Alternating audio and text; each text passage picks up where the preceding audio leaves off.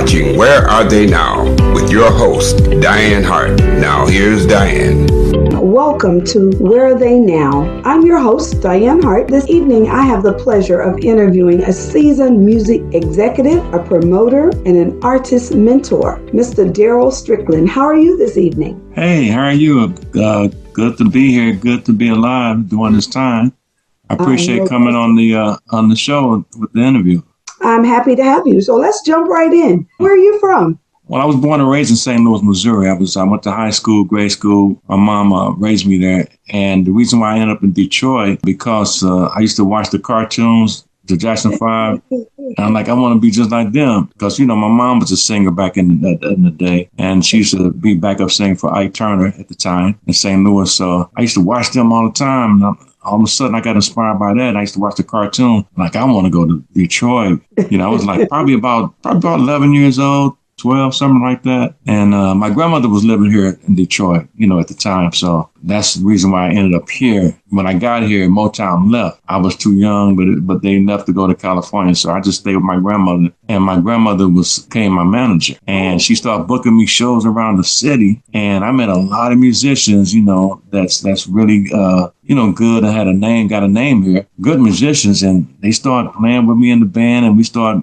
gigging in every club around the city. And that's how that happened. When you started, were you 10 or 11? I mean, you started as a kid singing? Yeah, I was about that age because I remember my first song we did on the block of our old street in St. Louis. It was a block party talent show. So these guys put it together, these older guys. And my first song was by the Smiling Faces by the Undisputed Truth. So I sung that, but I sang it with my back turned because I was shy at the time on stage. So I was like, man, but the street was so crowded. And there was the other guy was singing too. He was pretty good, but I sang that song with my back turned. Then people started clapping. I turned around and I'm like, wow. From that day on, I wanted to sing more and more. And also I play guitar, bass guitar and lead rhythm. Mm-hmm. Wow. So let me listen. You sang with your back to the audience all the way through the song.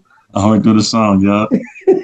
Yeah, because I was stage frightened at first, and that was my first song and my first time being on stage. I heard the crowd enjoying it. I turned around and I felt grateful. I know that's right. Then you moved to Detroit. Yep. Sing here in Detroit. I'm in Florida, so I'm confused, but it's okay. Right. I understand. You began to sing in Detroit after that? Yeah, sing and play. I was singing and play.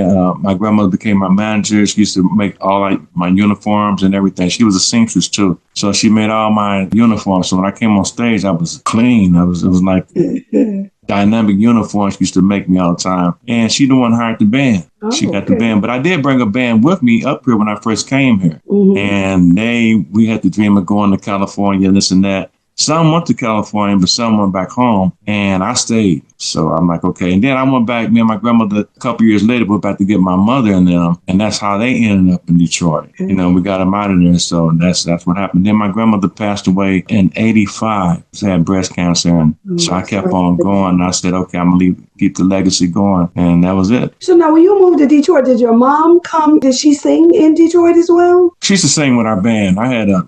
We had a band. My brother played drums.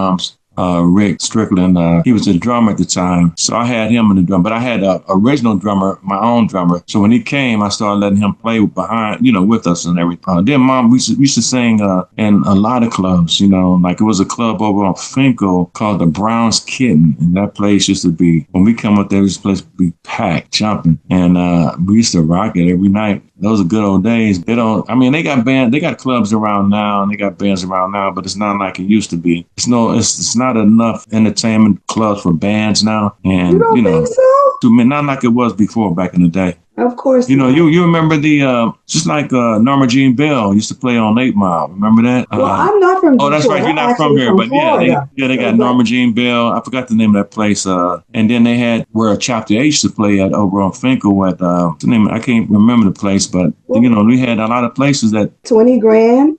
Yeah, 20 grand and more, But they got some spots there that we have jam sessions. I got Birds and a couple more places, but it's not like it used to be in the day. Of course not. They closed up all the best businesses they the say union that. came in and all that. Yeah. Then they started taking over these big old places, So now I know you're a music producer, you're a singer. Well, we know singing came first. At what point did you begin to produce? Well, I was writing songs for a That's my while. next. When I came to Detroit, I used to write poems and all that, but when I came to Detroit, I really got seriously about it. And I started writing songs and doing my own music and producing my own videos and things like that. And my first song, I went on tour in Canada. I met this guy from my brother. He was a road manager for them and other groups, but he was from Canada. He asked me, he said, well, I heard about your song and everything like that. You want to come to Canada and I can book you for a tour and this and that. I'm like, really? And it was in the wintertime too. I'm like, really winter, but up there it's real cold, colder than ever. And I agreed to it. So we went to Canada on the East Coast, like Fredericton, New Brunswick, Halifax, up in there on the East Coast. And it was really cold up there. So we went there and he started booking us around. What happened was I got tired. I'm like, okay, listen, I'm doing all this commercial music for everybody else. Let me start writing. Let me put out my own song. But I put out my own single before I left to go there. But, back then, independent artists wasn't getting any major radio play at all. So I did it independently. I took my song up there and I took it to a college in New Brunswick. So I told the girl, now listen, this is my single. Can you play it for me? So I left. And what happened was we went over some girls' house, because they was like, okay, well, y'all from Detroit and we want to hang with y'all. So we went over there and started eating dinner or whatever. So she had a radio. And on their radio, they kept on saying the most requested song of the evening. I'm like, okay, it must be Michael Jackson, because at that time, Michael Jackson had Black or White. And like, okay, Michael Jackson got it, he's coming. Most requested song. I kept listening to it, and it says, Darrell Strickland, you're special. I'm like, are you kidding me? I just took the song to the college. And how did it end up on a major radio station? And I think the station called C-High. And I'm like, wow, she must have sent that song out and started playing it. And it was only like a couple of days. I think it was like a day. And fans started calling and requesting that song. And the song just blew up there. And I'm like, you must be kidding. So what happened was, it's a long story with that too. It was a radio hit. My manager, he was like older guy. And he was like, I said, listen, they playing our song everywhere on the radio. Our song was like behind Michael. And I said, we need to get our music into the stores. He like, oh, no, that's okay. That's nothing right now. I said, listen. And he was like, cause he's old school and Right. Let me tell you this. Our song was so popular that I was sick at home one time up there in my trailer. And my brother then went to the club and we had shirts made up with You're Special on it. Because that was the name of the song. They went there and he played like he was me and brought the girls back to the trailer. I'm like, okay, so how did y'all get into the club? Well, I had your shirt on and I told him I was Darrell Strickland. I'm like, so I'm like, okay, that's cool, whatever. From there, man, the song just started hitting everywhere and girls and all that. Because it was about the song about the girl, you're special and this and that and how special. After that, it just went up. The whole downside about it is that my manager didn't see the need to put the records in the stores in the mall. And every time I went to the mall, the managers at the stores would say, Darrell, it's summertime. You got to get your songs in the store. If you don't, the kids go back to school and it's going to be too late. Wow. So it's just a radio hit. Well, at least you knew that you could write a hit. That was the important part. Yeah. You knew you could hit. Hey, you knew you had a hit. Actually marketed it correctly, you would have blown up. Right. And back then I didn't know nothing. Song. I'm like, okay. And then my mother, she sent the she had the masters pressed up to records. But it was too late because by the time we got it to Canada, the song was like, okay, it's just a radio song. The kids was like going back to school. They wasn't asking for it no more. Because every day they used to ask for the song to buy it. Right. Hey, such is life, right? But you learned a valuable lesson, a lesson that I think you're going to be able to talk about when we get to the end of your interview. How many songs do you think you've written? I've written a lot. I got a lot of songs, just stored away. And I got songs that's all on the internet, overseas. I don't know how my songs got overseas. I never sent them there, but they bootlegging my songs overseas. It's a black market. I tried to get an attorney. They like, okay, you can't go over there. It's a black market. If you sent me over there, it costs too much money and I don't know where to go. He'll find out where to go. It won't even be worth it. So I said, okay, let it go. So they selling my records on the internet, talking about it's a classic hit for $50. a record and $30 a record. Yeah, it's on there now. Did you have BMI? You had signed up with BMI. You had the. When I did that song, I don't think at the time, I don't think I was with BMI. I learned about it later. That's all right. You're still here. I got the other ones registered with BMI. It's covered now. I learned a lot. I know you did. I'm sure you did. So let's talk a little bit about some of the folk that you have played with. Let's talk a little bit about those folk. The producer. Or that you played with, some other entertainers. Well, I did a lot with, I used to write with Carolyn Franklin and Aretha Franklin's sister before she passed away. I played with the Contours back in, when I first came to Detroit. And then I did with Eminem. I don't know if you can see that, but it's a plaque on my wall. I was on the project with him called The Monster, with him and Rihanna. Yeah, so that was if I don't never do anything else, I can tell my grandkids or kids, like, listen, I got to take this and keep on enjoying it, cherish it. When I first met him, it was like, I didn't even know I was meeting him. But when I met him, he don't even cuss in real life. You hear the stuff on the record and all that crazy stuff, but he walked over to me when we was on the set of The Monster, and he was like, hi, my name is Marshall. What's yours? I was like, what? I'm like, he didn't say, what's up, man? Or what up, though? None of that. He was like, hi, my name is Marshall. I'm so glad you came. Me and Dr. Dre appreciate you coming. I'm like, I almost fainted like a girl. I'm like, man, that was so encouraging, inspiring for all the things I went through with the music. And, he said, if you need anything, just let Paul know. And then he gave that 3-day concert with him and Rihanna. When they seen that picture with me and them, the girls was blowing up my Facebook page. And where is he at? What? Don't you know? You know where he at? You what? I said, I don't have no idea. I don't even know if he live in America. I can't. And if I did, though, I wouldn't tell you nothing. Exactly. So it was like when I went down to that concert, because they gave me the passes and all that VIP, I seen people from India, Israel, London, everywhere, just to come to see him and Rihanna. And they sold out for 3 days at Co-America. I'll never forget it. Everywhere. So you really enjoyed that. Then let's talk a little bit about who were some of your major influences as you came through the industry, as you've come through the industry. Well, I started off, St. Louis is blues, mostly blues. It was no hip hop then when I was growing up, no rap back then. Not to Detroit. So I started out with blues. I think it's Albert King, B.B. King, and there was some older guys who lived around the corner from me at St. Louis. And I didn't know how to play guitar. I used to watch my mother guitar player, and I used to say, can you teach me how to play guitar? His name was Walter Harrison. I'll never forget it. He got killed. He was trying to get a friend out the car, and a driver hit him and killed him. So that crushed me right there. There's some guys around the corner used to play all the time. So I used to run and look in their window. And when I look in their window, I'm like, the one guy, the band leader called me. He's like, what you peeping through the window for? I said, I just want to play guitar and learn how to play. I like y'all. I like what you're doing and how you sound. Can I come? He said, I'll tell you what, I'm going to let you in. You sit there and just look. For the next 2 or 3 weeks, don't say nothing. And then if you don't say nothing and learn, then maybe I'll show you how to play guitar. So I just sit there every day. I just looking at him playing, watching his fingers. What I did is I wrote down how his finger structure was on a piece of paper, and I used to go home and study it. And because my mom had got me a guitar then. And I said, okay, they holding their hands like this, the structure on the guitar like that. Okay, I still needed some more help. So after that time was up, he said, now you ready? I'm like, yeah. So he said, okay. So I brought my guitar in, and the first song I learned was that James Brown song, I Feel Good. Yeah, it was that one. I learned that song, but it was killing my fingers. I'm like, man, I don't want to play no more. Y'all crazy. How can y'all hold a guitar like that in your fingers, and then you calluses, you got to wait till they get tough to. I'm like, oh, this is too much for me. But I kept at it. So I learned my first chord was a G chord and all that, and I kept on coming, never gave up. And he said, guess what? He said, we're doing a show in the suburbs outside. He said, you want to play with us? I'm like, yeah, y'all think I'm good enough? He said, well, you got to learn this show, keep on listening, and keep practicing. So I learned the songs, and I kept practicing. So it was a Saturday. It was outside. It was in the suburbs of St. Louis.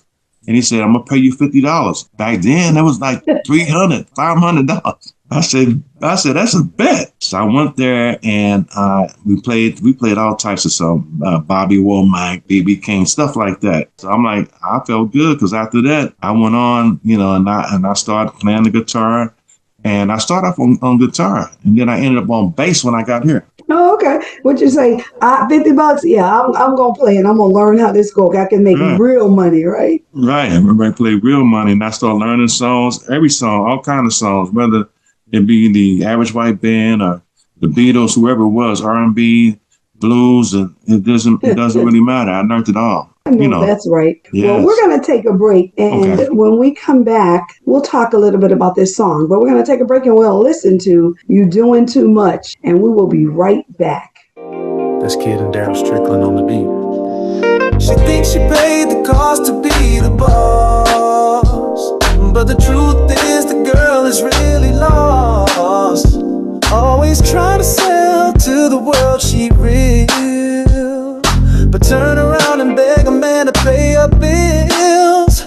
Always telling me she knows how to live, but she can't dress unless it's so provocative. Baby, you're doing too much. Yeah, you're doing too much. Quit breaking my heart, cause you're doing too much. Cause everything you try to do, from every kiss to every touch, the truth is, lady, you are doing too much. You used to be the flame in my eyes, but you play too many games in life. Do just about anything for someone to know your name. Beautiful on the outside, but ugly inside, and it's a shame. When will you turn away from your foolish pride? Went from being a queen to a real Jezebel in disguise. You're doing too much. Yeah, you're doing too much. Quit breaking my heart, cause you're doing too much. Cause everything you try to do, from every kiss to every touch, the truth is, lady, you are doing too much. You need to turn your life around, cause all you do is bring me down, yeah. Turn your life around and stop bringing me down, cause you're draining me. Yeah, you're draining every part of me, lady. Lady, baby, you're doing too much. Baby, you're doing too much. Quit breaking my heart too much. Cause everything you try to do, from every kiss to every touch, truth is, lady, yeah, you are doing too much.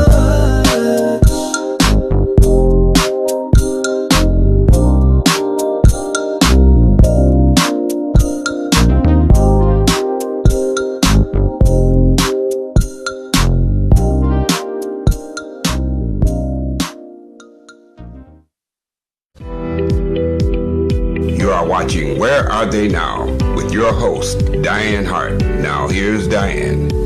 Welcome back to Where Are They Now? I'm your host, Dianne Hart, and tonight my special guest is Mr. Darrell Strickland. What a bad jam. Tell me a little bit about where'd that song come from? What influenced that? Well, when you look at today, TikTok, Facebook, IG, it's a lot of girls that be doing too much. I'm like, okay, y'all showing too much, and then y'all get on there and you're talking too much about your life, personal life, and your relationships. Okay, you can get on there, enjoy yourself, and you dress nice. And then, it's a story about, I heard stories about girls going to the club, leaving the babies at home with the dad, and you coming home, and then if you don't have a father or husband there, you're still leaving at the club and you're staying out all night, and you're not taking care of your responsibility in the home. You are doing too much. And then it's about the girl that it's not me, but it was a girl who a guy fell in love with, and he found out she was a Jezebel. Ooh. And he said, and he was in love with her. He was in love with her, but she was playing him, and basically that's why I wrote that song. I let my brother listen to that song, and he talking about, well, he let a girl listen to it, right? I said, don't let them listen to the whole thing. They want to listen to the whole thing. Tell them to go on streaming. So she listened to it. She said, you talking about me? I said, I told him, I said, you should. I said, well, she asked you that. You could have said, if the shoe fit, wear it. if you think it's you, because there's a lot of ladies that's not doing too much, that's doing good. Right. So these songs is directly for a person that, tonight, listen, straighten your life, get your life together, think about it, because you're doing too much. That's where that song came from, huh? Yeah. It's a bad jam. It's a bad jam. Thank you so much. Let's talk a little bit about some of your most remembered performances. The 10-year-old, 11-year-old probably will never, ever leave your mind where you're saying with your back to the audience. So that has to stand out as one of your most remembered performances. But as an adult, what do you think is one of your most remembered performances that you've performed?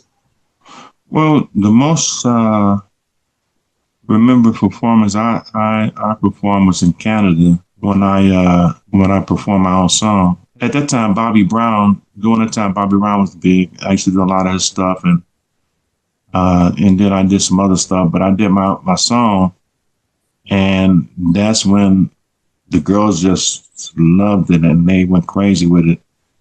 And I'll never forget that moment, because your own song, you can do other people's song, people cheer for, he did good on that song, he sounded like, but when you do your own music, there's no better feeling than that, and people respond and really like it and love it, Wow, so you really enjoyed that. Yes, yeah. Only imagine the adrenaline that must have been pumping. Yes, exactly. Yeah, sure was. Yeah, I'll never forget that moment, Right. So are you promoting any shows currently? Well, I'm going to tell you what happened to me. I'm on LinkedIn, right? I've been on LinkedIn for a long time, a lot of businesses or whatever to network. So I get this phone call. No, not the phone call. I get a message, and I'm thinking it's like a scam. Uh-huh. So this Caucasian lady, from Wayne State, she's a PhD, a doctor. And I'm like, she said, well, I'm doing a Voices Unlocked show. It's going to be featuring different, and it's about mental health. So when she seen what I had on my page, because, I was promoting mental health concerts, and my partner was doing that to make awareness of mental health. So when she seen that, she said, you'll be a good fit for my upcoming show at Wayne State University. I said, when is it? She said, September the 25th. I'm like, really? And I said, what you want me to do? She said, can you sing the songs that you got out? So she said, yeah, I'll pay you for doing it. We'll pay you. So it's a bunch of scientists and doctors, and they're doing this awareness. It's called Voices Unlocked. And it's going to be, then you got an orchestra of doctors. They have an orchestra that's going to be performing too. So it's not only me, but it's going to be me and Harold Thomas. He's from Detroit. I got him on the show. And basically, I was shocked. I'm like, really? You called me on LinkedIn? So you'll never know who people will get in touch with you when it comes to social media. They do have a good thing about it when it comes to networking. And I'm just getting ready for that. Okay. Are you playing right now, or are you just not playing until you do this show in September? I'm just working on my EP. I got 3 songs out. So I'm putting like, 6 more out to make an EP so that I can work on my original stuff and get that out. So I'm trying to boost up my original music, and then I'll do that. But I do have a show coming up that I'm promoting of my own with my partner at the Music Hall. And it's going to be the group Silk, but it's going to be Lil G from Silk, the lead singer. And it's going to be Surface. And we're looking at Brownstone, the girls group Brownstone. Mm-hmm. And Harold Thomas locally, he's going to be performing. So that's going to be November the 22nd at the Music Hall. And basically, it still is bringing awareness to mental health, And basically, I think I told you that I just graduated from with my associate degree in mental health and social work last year. So I'm just doing my internship online because my mother's sick and I got to do it online. And I did that last year. So that's why I'm really concerned about mental illness, because a lot of people I know is affected, especially my mom with the dementia, and a lot of people in Detroit, and the police, they mean well, but they don't know how to handle a situation like that. So that's why I'm doing that. And then I'm making awareness with the mental health concert, because people love music.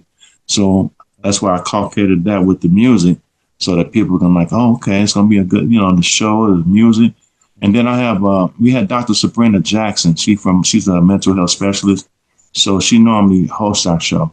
So, and that's what it is. Well, look, not only are you enjoying the music industry, but you're giving back and doing good. And there are so many people impacted by mental illness. So no, you could never put out enough.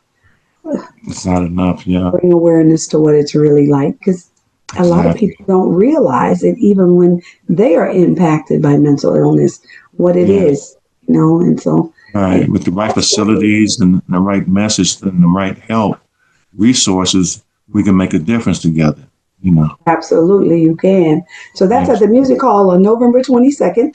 What time will that show be? The doors open up normally at 7.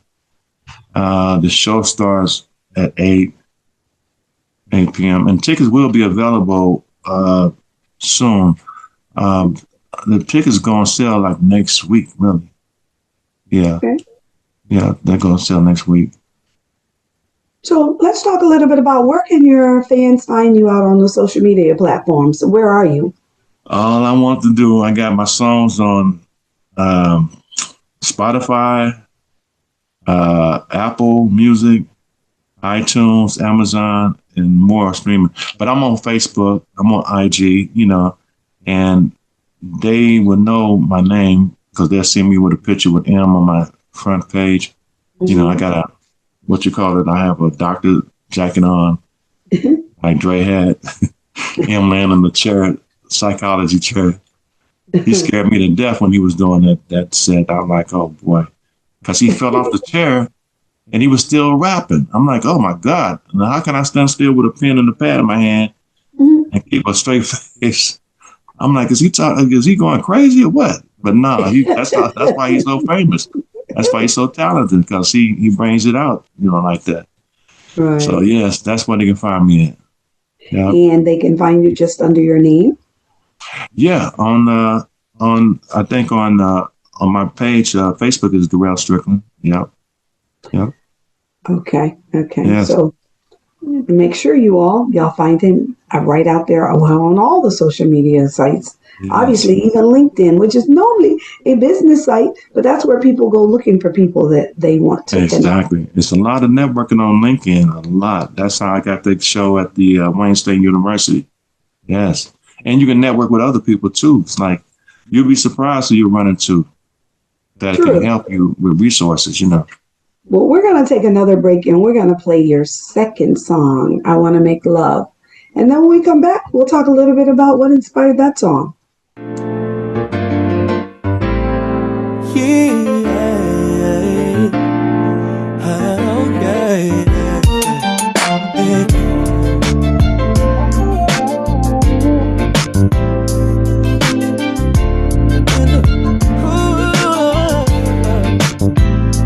Come a little closer, girl, stop texting me.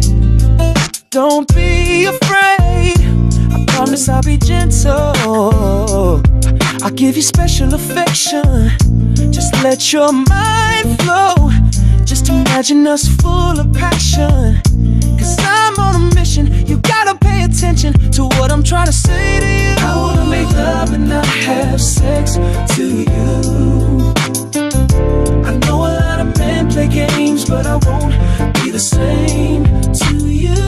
Your heart is really delicate, so I know what that means to you. Girl, I'll be your everything to you. Let me show you what true love is. I know you've heard it all before. I'm not trying to fill your head up with promises I can't keep. Girl, I'm Darrell Strickland. Who else you need but me? I'm from Brightmoor, so you know I know the game. I know how to treat a woman, babe, so you should leave that other lane. I wanna make you love and not have sex to you. I know a lot of men play games, but I won't be the same. You let them be me. Your heart is really delicate, so I know what that means to you. Girl, I'll be your everything to you. All you really need is me. I can be your friend, your rider and son you trust.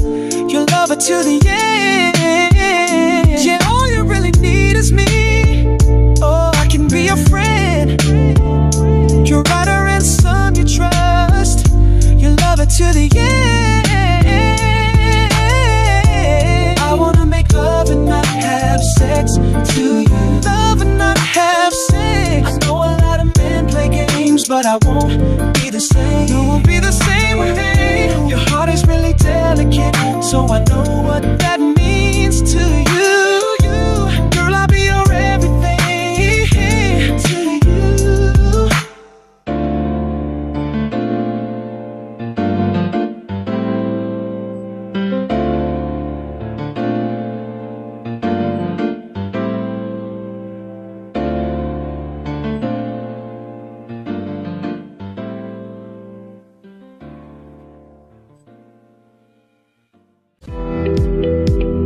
You are watching Where Are They Now with your host, Dianne Hart. Now here's Dianne. Welcome back. I'm your host, Dianne Hart of Where Are They Now? And tonight, my special guest is Mr. Darrell Strickland. What a jam you got. So what inspired that song? Well, I had a song called I Want to Make Love Not Just Sex that hit in Canada. I was signed to Polygram, and it was playing on the radio station here, like JLB. It was really playing. So, it was back in the day. So I'm like, okay, I got with my boy Kid, who's the producer with me. And I'm like, okay, I want to do that song over. I want to update it. See, the song was talking about, I want to make love, not just sex. It's a lot of guys out here just want women for sex and not just love and cherish and really, get to know their personality and get to cater to them. And that's what that song is all about. That's why it talks about, I want to make love, not just sex on the hook line. But if you think about it, if you listen to it, people are like, oh, okay, he's saying, no, I'm saying I want to make love and not just sex. That's what it's saying. And you wrote that song? Yes. I know that's right. What you say, let me make love to your mind, not just your body, right? Right, exactly, yeah. But it's R&B-ish, it's like, okay, it's the R&B is updated and, not only would the young people like it, the older people like it too. Right. As far as the message, and women, it's really for women. I write a lot of love songs. Okay. Yeah, a lot of love songs. I mean, I can write other stuff too. Like I'm working on something that's going to build up the world and give them some inspiration about when you're down, when it comes to mental health or whatever you're going through. There's always hope. You got something inside of you that can make you strong to endure, to get through it. So I'm working on that. So my album is called Darrell Strickland and Friends, The Rebirth of R&B. When is the album going to be released? We working on it. Me and Kid, that's my producer. Shout out to Kid. Kid was a hot producer in Detroit. He produced the KDZ,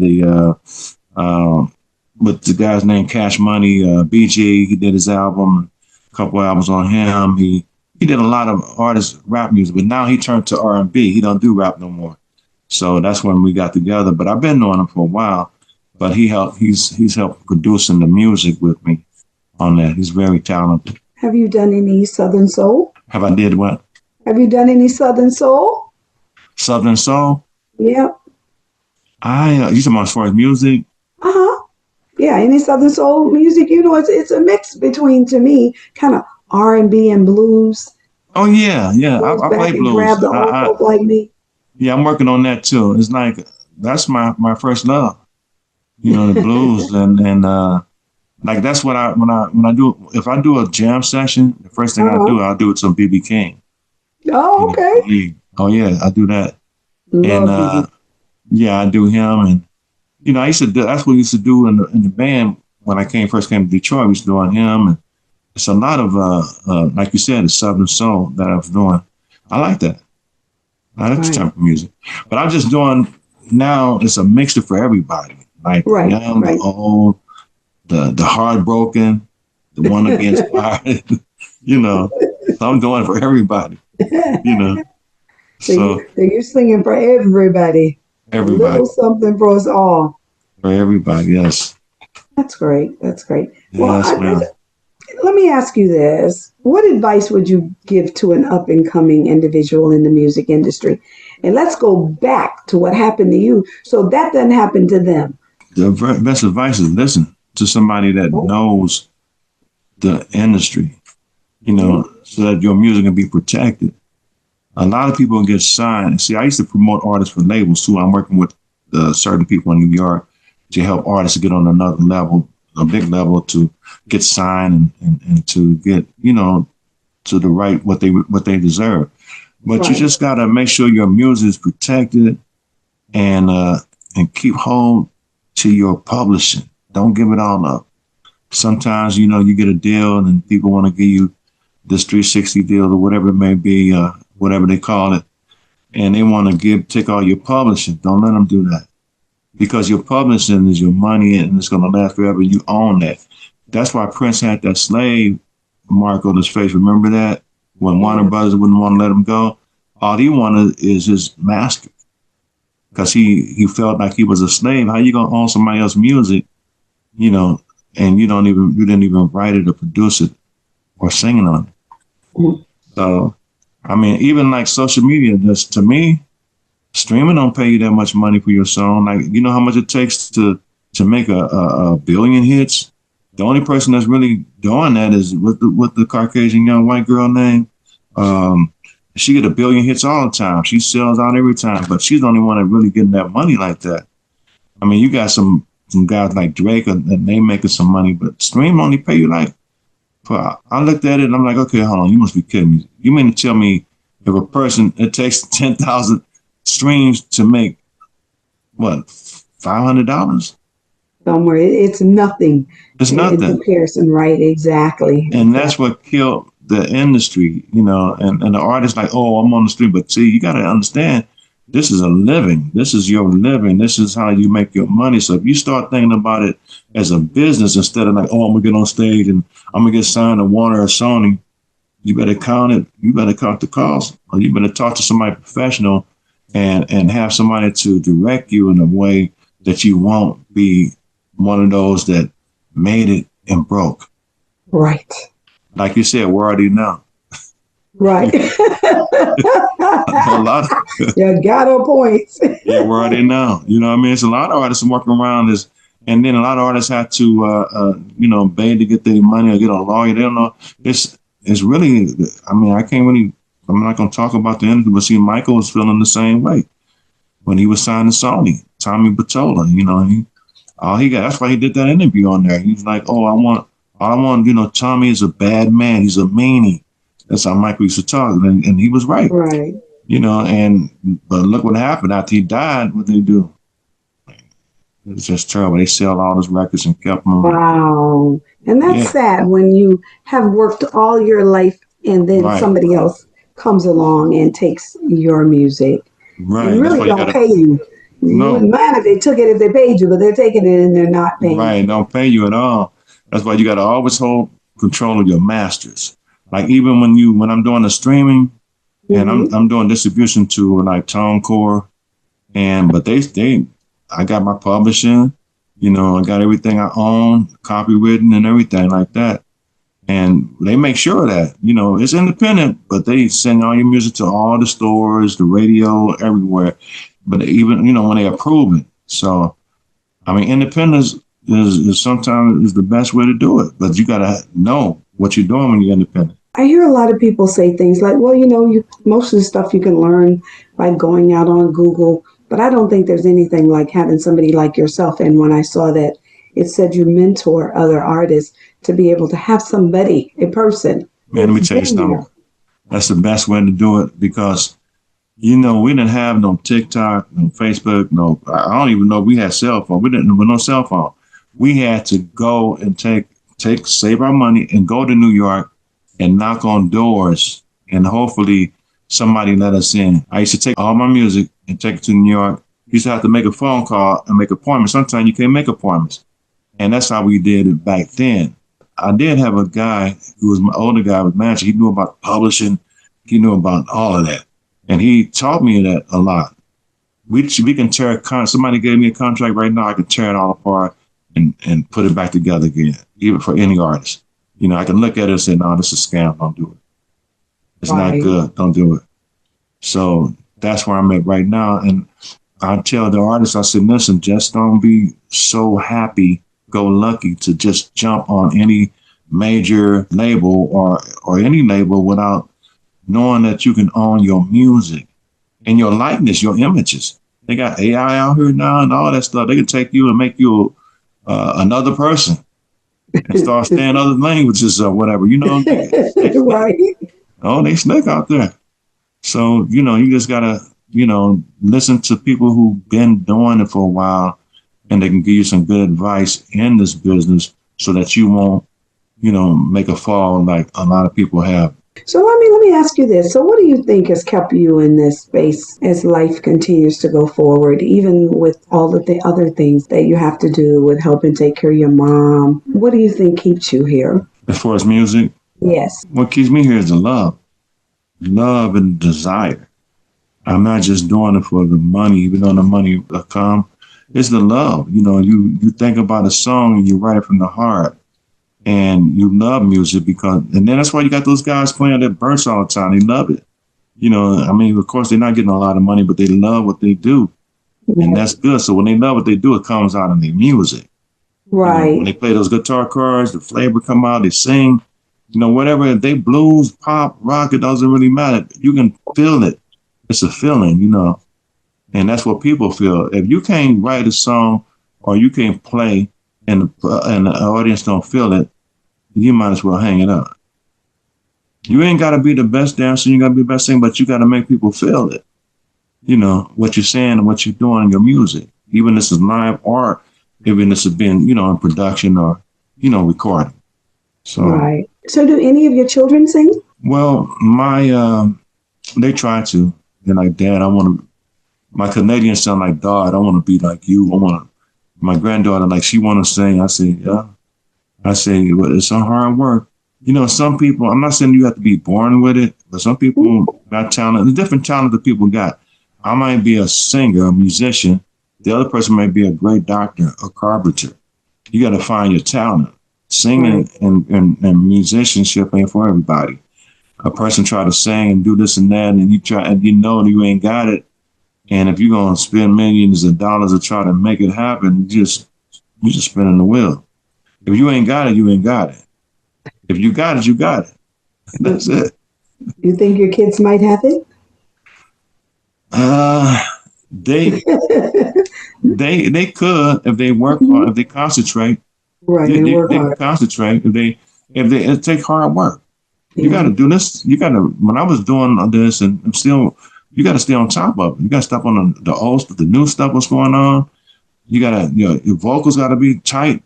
Your musician, you got to step on your chops. And then you got to have the knowledge and then you got to be disciplined. You got to be humble. And it's a lot. It's not easy. You can't just jump out on stage and think you Britney Spears or somebody or Michael Jackson. Because I used to see. I remember when Chris Brown was 16 years old. Friend of mine, he's a music director, great music director. He played with all of them. We went to New York because he was on tour with Chris Brown at 16 years old, and we went on his tour bus. Girls writing all on the window. I said, man, I took pictures of the tour bus. They love him, but I'm like, who's this kid named Chris Brown?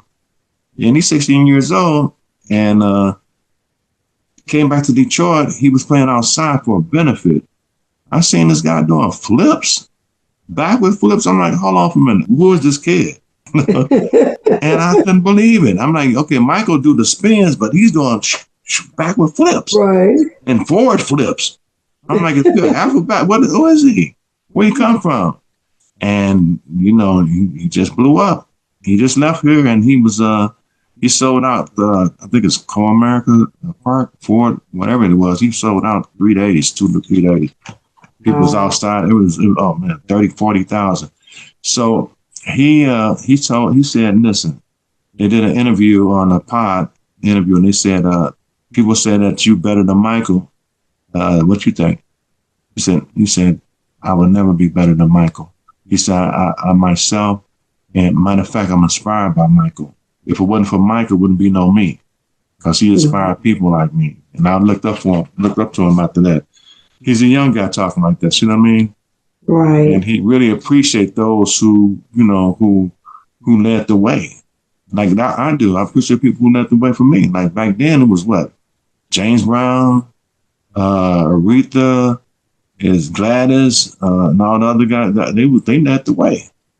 And I look at their videos and their shows. Like Eddie Laverta be here. You know, I'm looking at him. He about 80-something years old. He still got that song. Still singing, right? He still got it. So he'll be at the music hall like next week or so. But I look up to them. I'm like, okay, they lasting. They everlasting. They legacy will carry on. Prince, you know, and all of them. But you got to be ready. You got to be hard. You got to work hard. You got to be humble. And you got to listen to somebody that knows the business so that you won't be tricked. No, that's right. So let me ask you this. How much practice do you still do? Do you have to practice every day? I practice I got certain days, quiet time, and I practice on. I practice, my mom is, like she's sleeping right now. But she'll be up, trust me. She'll be up. But I try to practice, and when she rests, you know, she don't make, you know, it's not too hard. But I just, and then my busy schedule with the school stuff, internship, I just take out some time, even if it's 30 minutes. You know, to get up on my chop. Like I'm getting ready for the show that's coming up. You know, it's like, okay, I'm just only doing 2 songs, but 2 songs seem like it's going to be like a whole hour to me because I haven't been on stage in a while. I haven't did it in a while. I've been promoting shows, but me personally haven't been on stage. So I'm like, I'm really concentrating on how the crowd, and see, this crowd is, you got to concentrate on your crowd too, because it's not all black. This not a all black crowd. These are Caucasian people. It's going to be some mixture of black probably, but this is Wayne State. These are college students, doctors, scientists. So, okay, how you going to come at them? What you going to say? How you going to come on stage? What you going to say? It's mental health, this and that. You got to think about all that. Right. So what songs do you think you're going to be singing? Are you going to sing your latest songs or? Not Love, I Want to Make Sex. Not that one. I ain't going to do that one there. I'll do your special, but I'm not gonna do it. And then I'm not gonna do you're doing too much. They might throw stones at me. And girls be like, okay, so you're talking about us, huh? But no, certain songs I don't do. Well, what songs do you think you're gonna sing? I do the song. You heard the song You're Special? No, I did not. I'll have to listen. Oh, you didn't hear that one? Yeah, I'm doing that one. And it's another one I'm writing that I got the track for it. It'll be done soon before the show. So I'm working on that, but I'm not going to be doing the Love Want to Make. Not there. No, not there. At that concert. Right, because they wouldn't understand. They wouldn't understand it. They wouldn't understand it. We understand it. Right. I'm at Burke's, I'll do it. Music hall, something like that, but no. Right. So that show is going to be on November 22nd. That is going to be at the Music Hall on November 22nd. Doors open at 7. Show starts at 8 p.m. You say tickets will go on sale pretty soon. So listen, people. Let's get your tickets. Let's support Darrell Strickland and what he's doing. And if they want to come see me in Wayne State, it's free. All they got to do, I'm going to send you the flyer.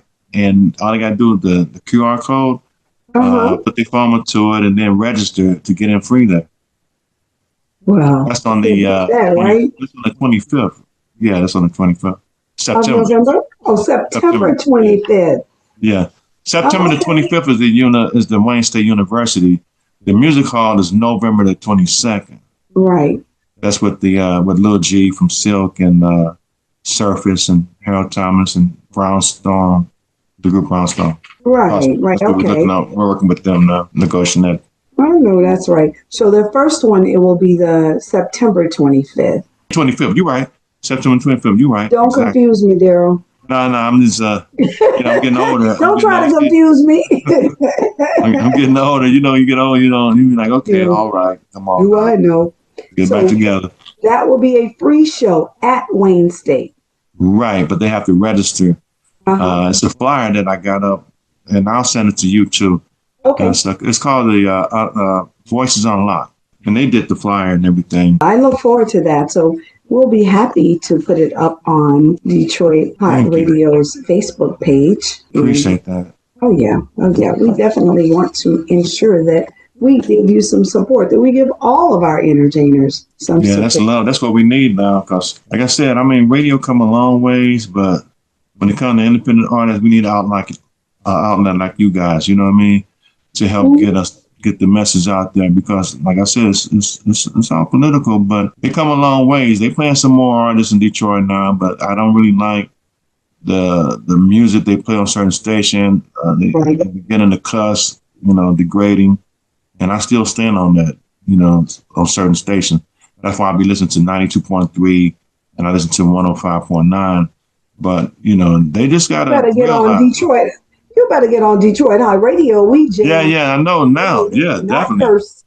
Oh yeah, no, yeah. We're live and we are really playing every bit. We're playing a lot of music, not all that cursing because neither the owner nor any of us. Well, it's sent a bad message to the kids that we're trying to be a mentor to, or what do you think they're gonna listen to and how they're gonna be when they grow up? And then if you look around the statistics around Detroit, we're getting murders every day. Yeah. Kids, 15-year-old kids are getting killed. One just, it's just terrible. So I'm not saying that every kid is like that, but that can be a bad influence because they're gonna like, oh, I want to do that. I want to be just like that. I can go out and rob somebody. They don't know that this ain't real on record. Right. This is hype, and they don't really understand. Right. They don't know that. Oh, yeah. Right. So that's the world we live in. And we're absolutely different. There's no question about it. Right. That we're different, and we want to make sure that people understand that's really not the way it should be. So it's nice to be able to talk to you and have you explain that to these young folks. Thank you. I will.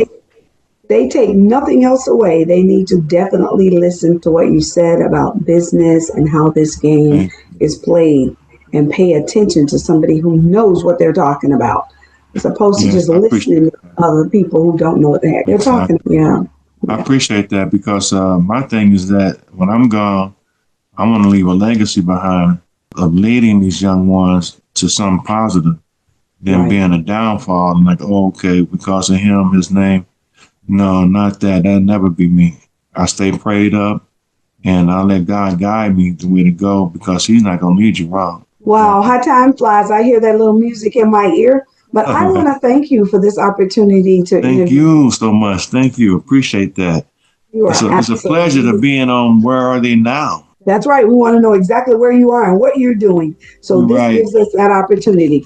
So listen, you can watch Where Are They Now every Thursday night at 7:30 on Detroit Hot TV, Facebook. Be sure to also listen to Detroit Hot Radio. On Wednesday nights, I am on the opening statement right here in Tampa Bay at 7 o'clock on the Lit TV network on Roku. So don't forget to go to my YouTube page, like and subscribe. I am Dianne Hart 2126. So every time I put up a new video, all I need you to do is hit the bell so you'll be notified. Thank you so much. Thank you. And can you write all that stuff down? Because I'm getting old and I can't. I mean, I probably dress young and look young, but I can't remember all that. But you can send it to my. I'm gonna put it up to my email or something. That's right. I will do just that. I so appreciate you'll be able to watch and hear me on Where They Now and the opening statement. Those are my two television shows. So thank you very much. I really do appreciate you. Thank you, and thank Andrea and everybody else on your staff for giving me this opportunity to get my message out.